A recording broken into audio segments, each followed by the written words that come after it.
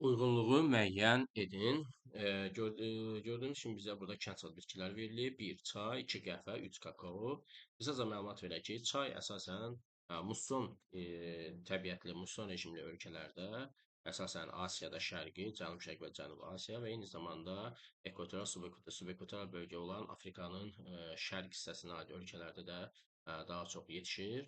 Qəhvə və kakao bitkisi isə bunlar daha çox Latın Amerikası və Afrika ölkələrinin daha çox ekvatoral subekvatoral, eyni zamanda tropik iqlimə düşən ölkələrdə daha çox yetişdirilir. Amma biz isə burada vədlərə uyğunlaşdırmağa çalışaq ölkələri. Demək, burada birinci Kolumbiya görürük. Kolumbiya ölkəsi Latın Amerika ölkəsilərindən biridir və bu ölkə daha çox qəhvə istehsalına görə seçilir. Demək ki, biz burada Kolumbiya 2-yə, yəni ikinciyə uyğun gələcək burada. Demək ki, biz burada 2-yə A-nı götürəsi olacaq.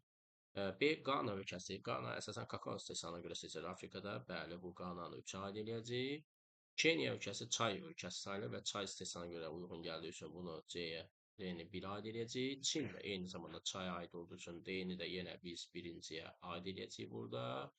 Côte d'Ivoire, bu da Afrika ölkəsi olub. Bu da əsasən kakao istehsalına görə daha çox seçilir. Demək ki, burada da bunu da qeyd eləyəcəyik. Demək ki, bizim doğru cəhətlərimiz burada birinciyə C-dir, 2-yə A, 3-ə isə B, Y bəndləri olacaq.